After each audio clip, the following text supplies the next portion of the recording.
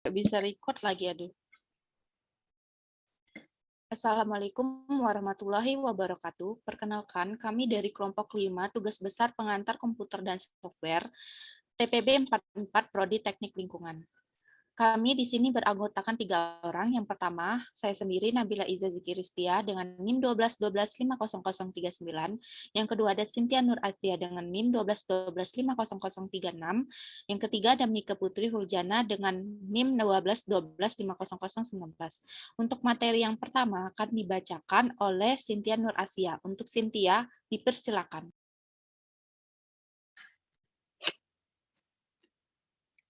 Yang pertama, Dep C++.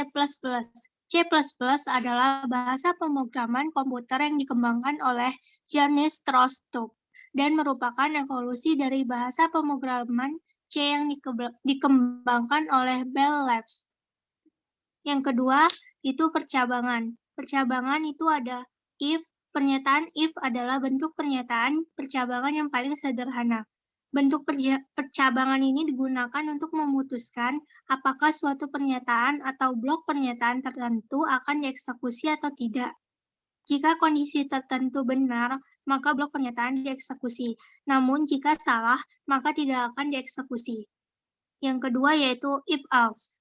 Pada pernyataan if, kita hanya diberi sebuah pilihan atau pernyataan yang dieksekusi jika kondisi bernilai benar. Namun, ada suatu kondisi tertentu di mana kita membutuhkan pengeksekusian suatu perintah khusus jika kondisi bernilai salah. Yang ketiga yaitu if-else-if. Pada dasarnya, kondisi if-else-if adalah sebuah struktur logika program yang didapat dengan cara menyambung beberapa perintah if-else menjadi sebuah kesatuan. Jika kondisi pertama tidak terpenuhi atau bernilai false, maka kode program akan lanjut ke kondisi if yang di bawahnya. Jika tidak juga terpenuhi, akan lanjut ke kondisi if di bawahnya lagi. Dan seterusnya hingga blok else terakhir atau terdapat kondisi if yang menghasilkan nilai true. Yang keempat yaitu switch case. Kondisi switch case adalah percabangan kode program di mana kita membandingkan isi sebuah variabel dengan beberapa nilai. Selanjutnya akan dibacakan oleh Mika. Yang ketiga, perulangan. Perulangan adalah melakukan suatu instruksi, bahkan aksi secara berulang-ulang. Perulangan akan membantu kita mengeksekusi kode yang berulang-ulang berapapun yang kita mau. Ada 4 macam perulangan dalam bahasa C++, secara umum dibagi menjadi 2 kelompok, yaitu counted loop dan uncounted loop. Perulangan yang termasuk counted loop adalah perulangan for, sedangkan perulangan yang termasuk dalam uncounted loop adalah will dan do will. Will adalah perulangan will merupakan perulangan uncounted loop. Perulangan will juga dapat menjadi perulangan counted loop dengan memberikan counter di dalamnya. Will adalah perulangan yang berdasarkan kondisi perulangan di awal. Do will adalah sama seperti perulangan will, perbedaannya do will akan melakukan perulangan sebanyak 1 kali terlebih dahulu, lalu melakukan pengecekan di akhir kondisi bernilai salah atau tidak terpenuhi. Artinya, lakukan dahulu sebuah perulangan, baru periksa apakah kondisi variabel counter sudah terpenuhi atau belum di akhir perulangan. Perulangan for adalah jenis perulangan yang cukup banyak digunakan. Penggunaan perulangan for berbeda dengan perulangan will atau do will, yang mana pada perulangan for kita sudah dapat mengetahui jumlah dari proses perulangan tersebut. Sementara untuk will digunakan saat kita belum mengetahui jumlah dari prosesnya. Di dalam perulangan terdapat 3 parameter penting. Yang pertama, inisialisasi, bagian di mana kita membuat nilai awal perulangan. Yang kedua, kondisi, bagian di mana kita menentukan suatu kondisi sehingga perulangan dapat berjalan. Yang ketiga, modifier, bagian di mana kita melakukan penaikan atau penurunan di nilai awal yang sudah diinisialisasi. Yang keempat, array. Di kebanyakan bahasa pemrograman, array sangat penting dan banyak digunakan. Array membantu kita untuk membuat sebuah variabel yang dapat diisi oleh banyak nilai. Dengan kata lain, kita dapat perlu membuat banyak variabel. Cukup satu variabel namun bisa menampung banyak nilai dengan catatan tipe data yang digunakan harus sama. Jadi misalnya sebuah array menggunakan tipe integer, maka semua nilai dalam variabel harus bertipe sama yaitu integer. Di dalam bahasa pemrograman C++, kita dapat mendeklarasikan variabel array dengan membentuk yang umum adalah tipe underscore data nama underscore array. Tipe data adalah tipe jenis data yang digunakan pada variabel array tersebut. Nama array adalah nama yang kalian gunakan. Yang ukuran adalah sebuah nilai kapasitas untuk menentukan berapa aspek yang disediakan untuk menampung nilai di dalam array tersebut.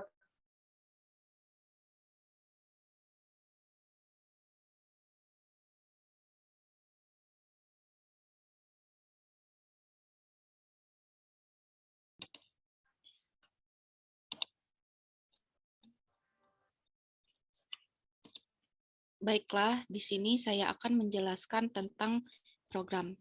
Di sini kami membuat program pengolahan sampah terpadu. Pada program kali ini, kita terlebih dahulu menuliskan include IOStream using namespace std untuk mengakses library yang akan kita gunakan. Setelah menulis library, kita akan deskripsikan masing-masing tipe data variabel yang akan digunakan. Pada program ini, kami menggunakan tipe data integer. Variabel yang kami gunakan adalah sebagai berikut. I sama dengan 1, artinya inisialisasi bernilai 1 untuk kondisi perulangan. Jumlah, artinya inisialisasi untuk pernyataan banyak jenis sampah yang dipilih. Menu, artinya inisialisasi untuk pernyataan menu program. Pilihan, artinya inisialisasi untuk pernyataan pilihan pada menu jenis sampah. Banyak, artinya inisialisasi operator perhitungan banyak sampah yang akan dihitung.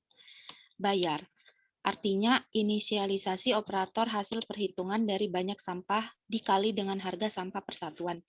Sum, artinya inisialisasi operator perhitungan di akhir program. Setelah selesai mendeskripsikan variabel yang digunakan, kita akan membuat tampilan menu yang akan digunakan dengan menggunakan cout keterangan. Fungsi cout digunakan untuk menampilkan pesan standar output ke layar monitor. Pada baris kode ke-5 sampai ke-13, tampilan menu yang akan muncul pada saat menggunakan program ini.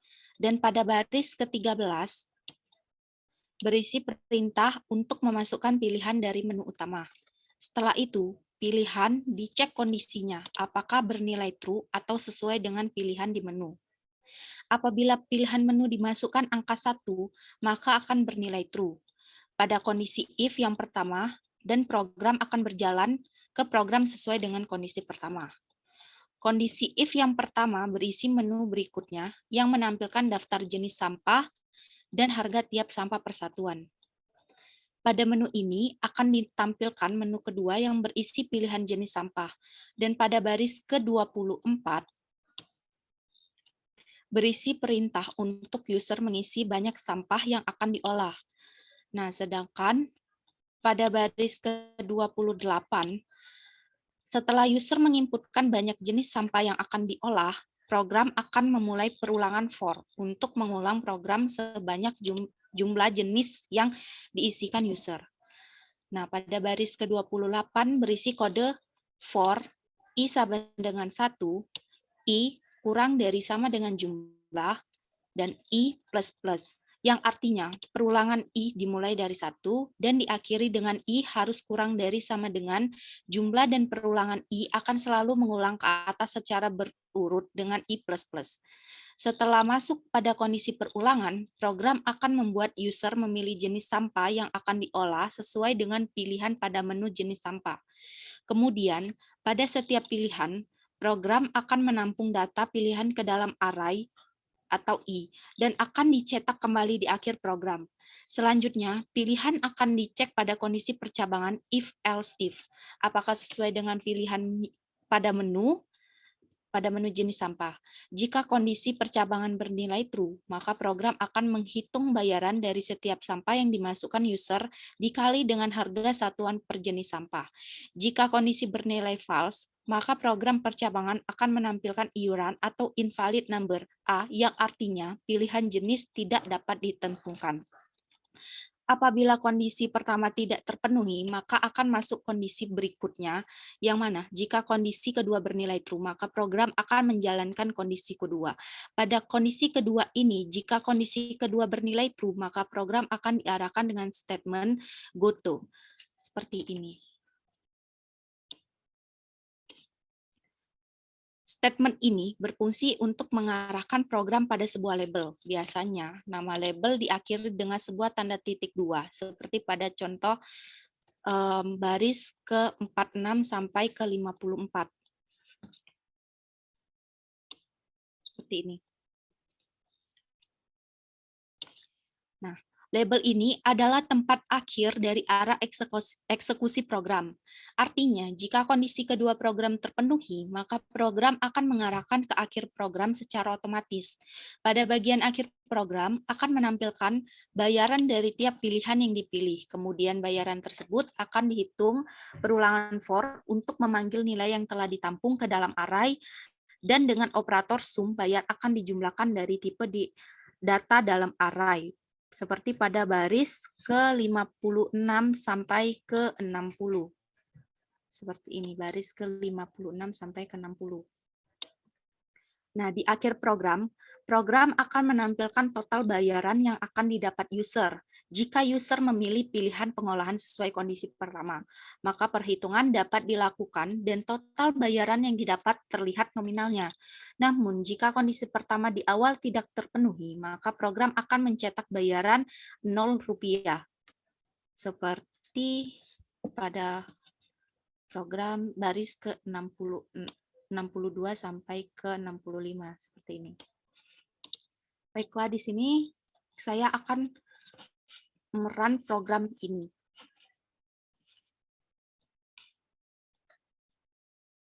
Silakan Cynthia untuk merun program.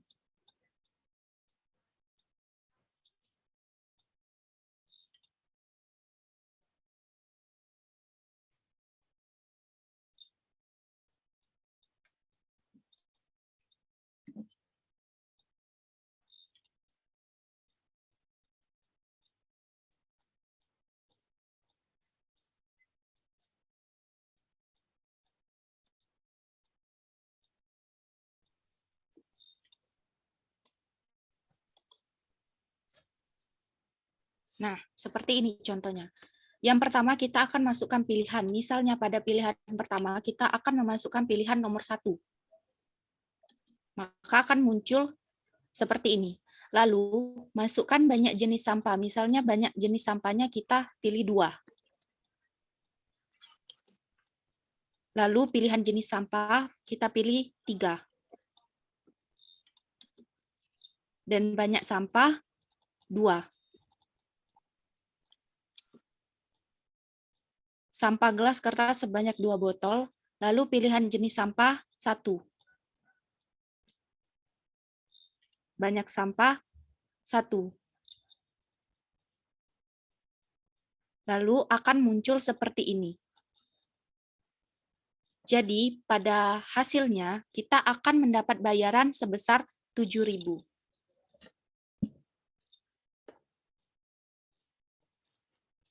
Mungkin itu saja penjelasan tugas besar pengantar komputer dan software kita kelompok 5. Jika ada salah kata, kami mohon maaf. Kami akhiri. Wassalamualaikum warahmatullahi wabarakatuh. Terima kasih.